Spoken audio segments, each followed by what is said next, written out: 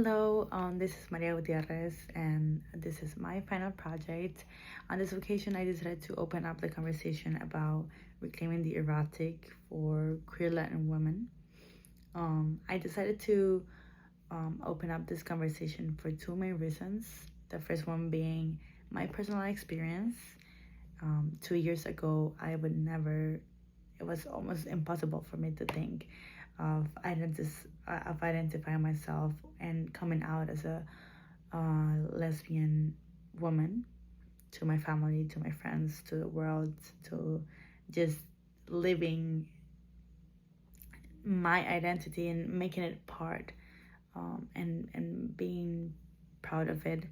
Not only because I was born in a profoundly religious Hispanic household in which they practice religion more as fanaticism, imposing their beliefs and being opposed to everything that goes against what they believe is right.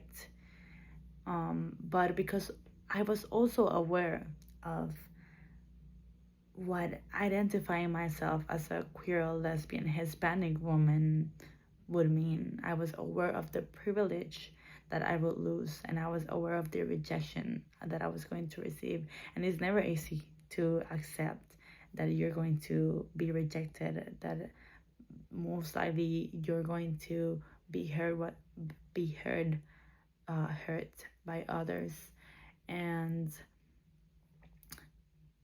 adding to that, the second reason that inspired me to bring this topic to the table is that I've been able to share my experience with other Hispanic queer women, and I've realized a pattern of shame. I've realized a pattern of not feeling that we fit in.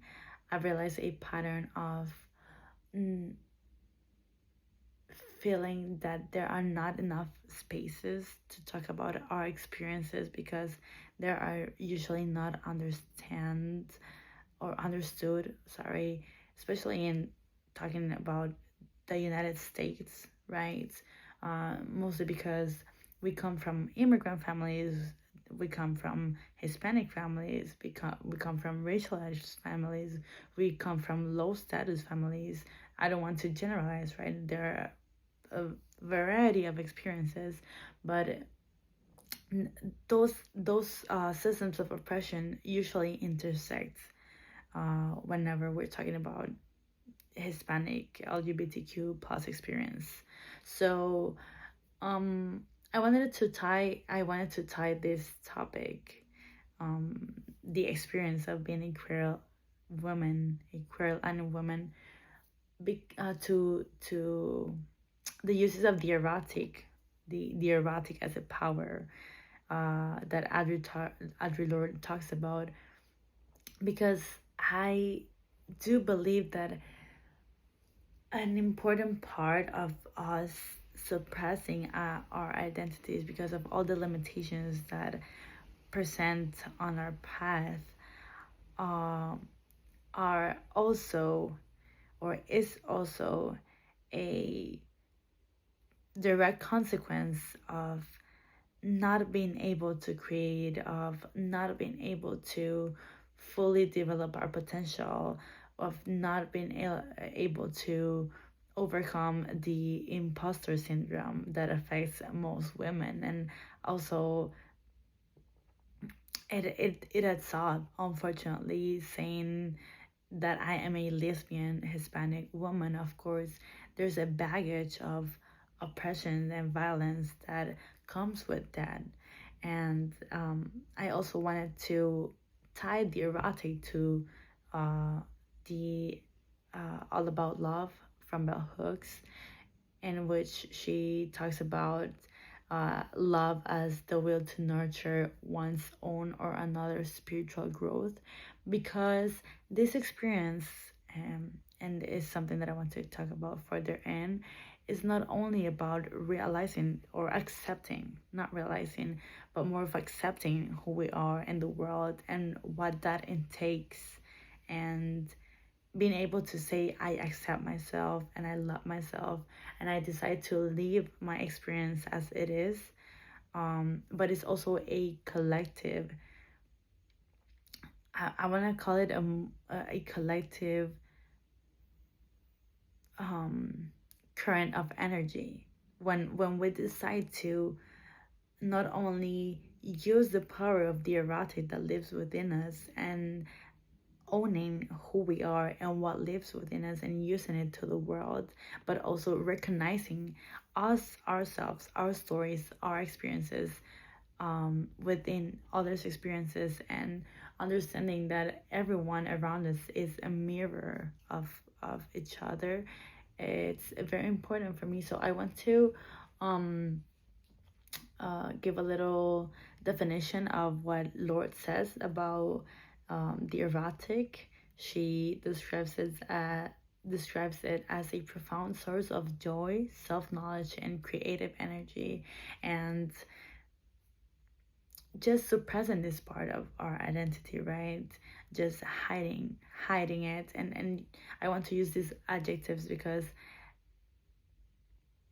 they may sound like not as hurtful or not as important, but whenever we think about hiding, we're not hiding an object, we're hiding who we are, meaning that we're hiding our erotic, meaning that we are caging our erotic, meaning that we are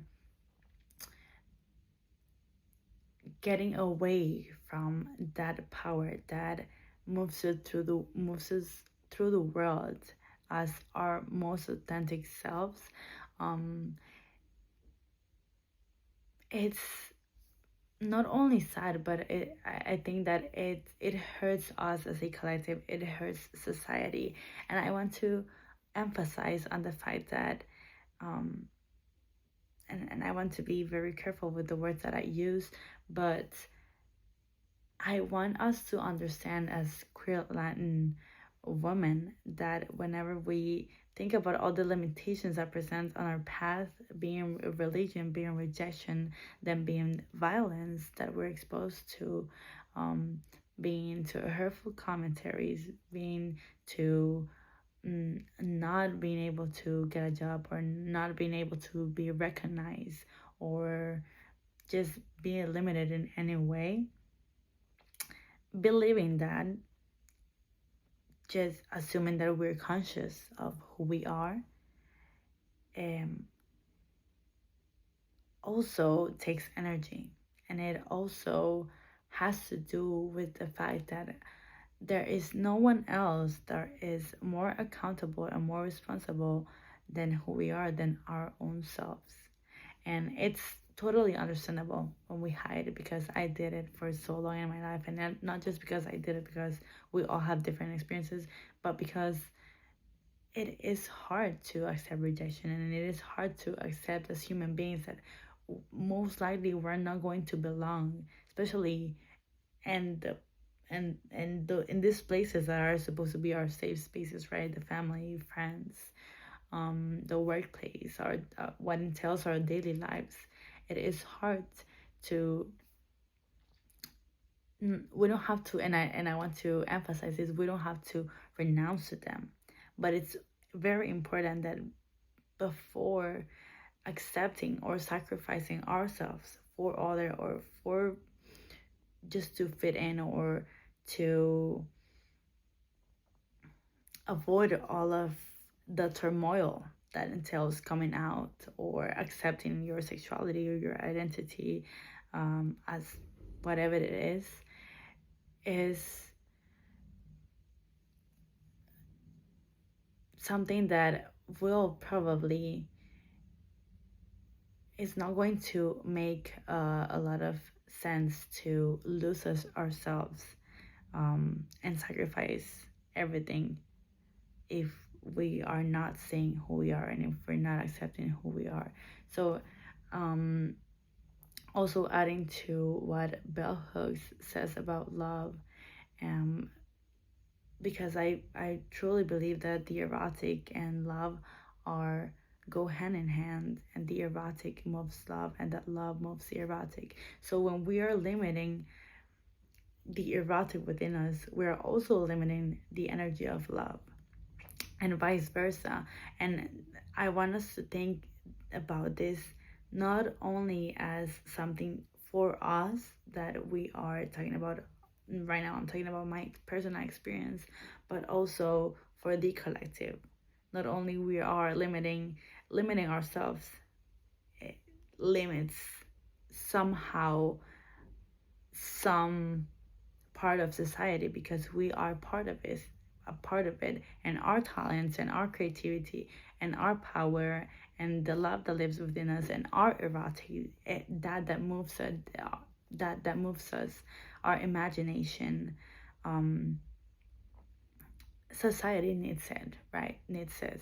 So whenever we are holding on or caging or limiting those energies that we have within, with rejecting ourselves and our identity and our experience, we're also one way or the other limiting our developed through society, and therefore our opportunity to give to others and to serve the collective, which is very important through our lifetime. And I think when we are growing up, we understand the importance of that serving brings within us. So I um I think that I want to end the presentation with some resolutions in regards to this topic.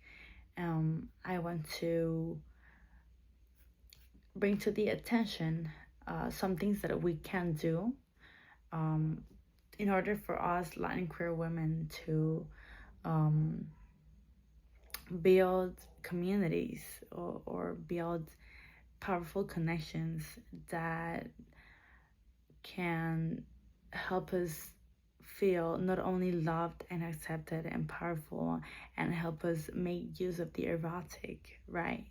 And understand our erotic, and understand that I think that each way of the erotic, it's different and it's unique, but also fighting against the systems of oppression that are of course bigger than us, and that have a lot to do with all the oppression that we receive in our experiences of being a Latin queer woman. So I think that it's important to open spaces in which the power of the erotic and the transformative potential of love can be actively seen through queer Latin women, in order for them to explore their identities without fear or judgment. And we can also do this by amplifying our voices and making these spaces channels to connect queer Latin women, so in order for them to raise their voices in the media, in art, in literature, and sciences, also funding grassroots organizations that center our experiences, and that directly challenge the cultural norms, and that enforce silence, conformity, and erasure.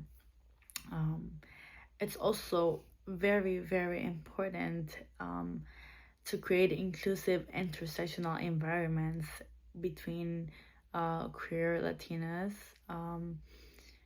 in which we can share our stories and forge meaningful connections, recognizing our diversity, because we are a very diverse community.